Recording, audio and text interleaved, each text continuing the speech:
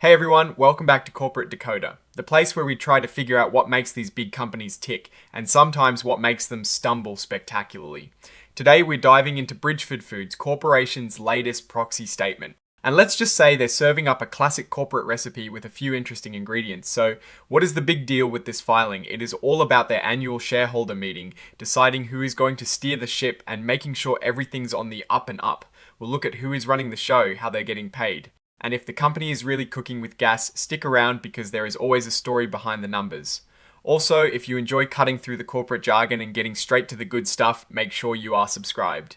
And hey, we have a thriving Discord community where we break down more filings, so join us in the description below. Alright, so Bridgford Foods is getting ready for their 2026 annual meeting of shareholders, which is going to be held virtually on the 25th of March, 2026. They're asking shareholders to vote on a few key things: electing directors, ratifying their accounting firm, and an advisory vote on executive pay. Pretty standard stuff for a public company.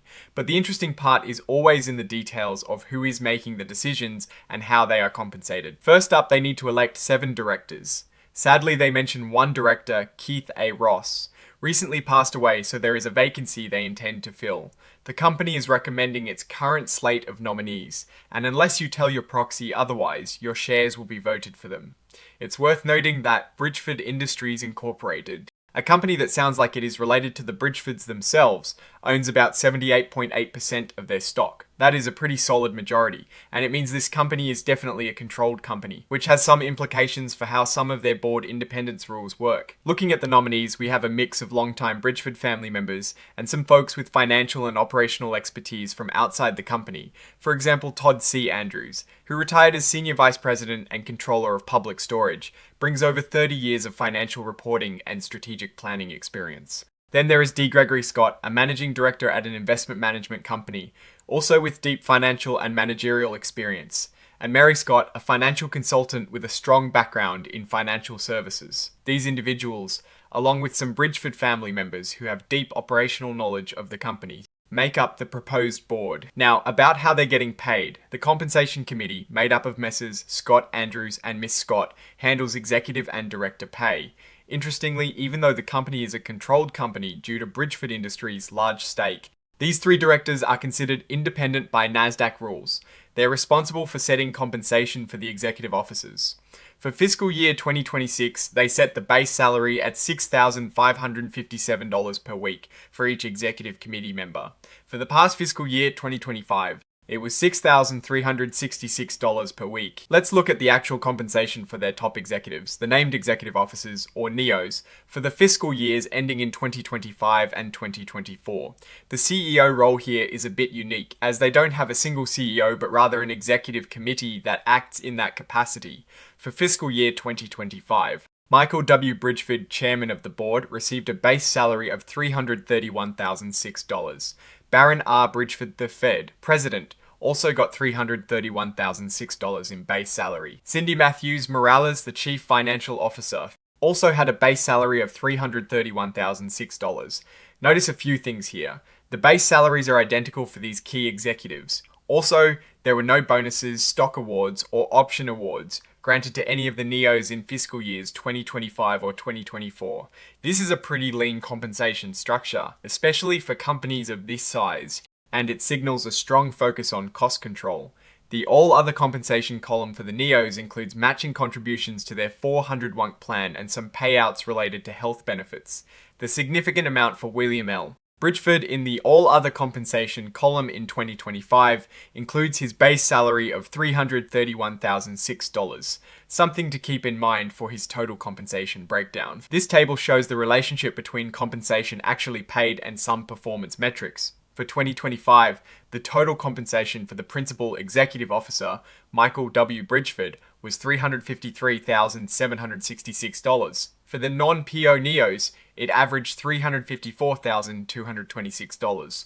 This compensation stayed pretty stable from 2024, where the PAYO's total was $346,830 and non-PAYO NEOs averaged $350,181. What is really striking is seeing how this compensation stacks up against the company's profitability. In 2025, Bridgford Foods reported a net loss of $13,359,000. In 2024, They had a net loss of $3,381,000. Yet, the executive compensation remained relatively high and consistent.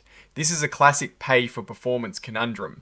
While the executives are paid the same base salary, there are no bonuses or equity incentives tied to profitability in the reported years. This structure, where compensation is stable even with losses, might raise eyebrows for shareholders. Looking at director compensation for fiscal year 2025, non-employee directors received fees for attending board and committee meetings. For instance, Todd C. Andrews, D. Gregory Scott, and Mary Scott each received around $29,000 in fees. Raymond F. Lancey got a bit more, around $30,110 in cash fees, and an additional $4,943 from his consulting agreement, bringing his total compensation to $35,053. However, the total compensation for Alan L. Bridgford Sr. and William L. Bridgford stands out. Alan L. Bridgford stands out. Received $256,250 from his consulting agreement, and this is his total compensation as a director.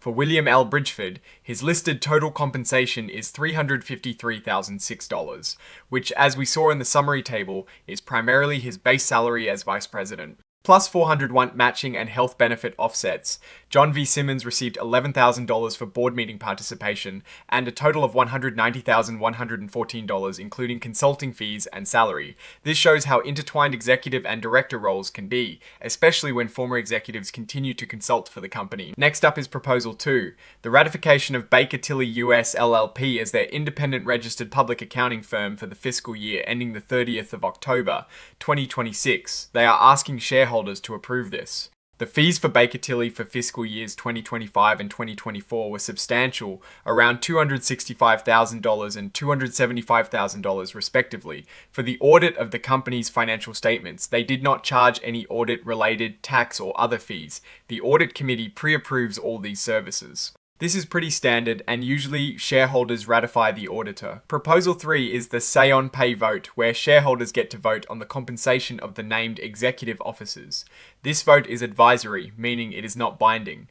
However, it sends a strong message. The company is asking shareholders to approve the compensation as outlined in the proxy statement. This vote is particularly interesting given the financial performance we saw earlier.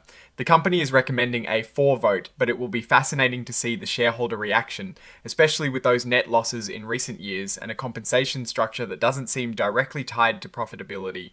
The company's policy is to have this advisory vote every 3 years.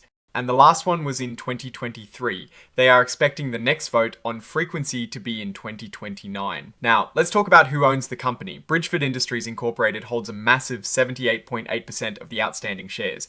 Alan L. Bridgford, CR, owns 1.7%. The directors and executive officers as a group own about 80.7%. This confirms Bridgford Industries' significant control, which, as mentioned, means the company is a controlled company under NASDAQ rules.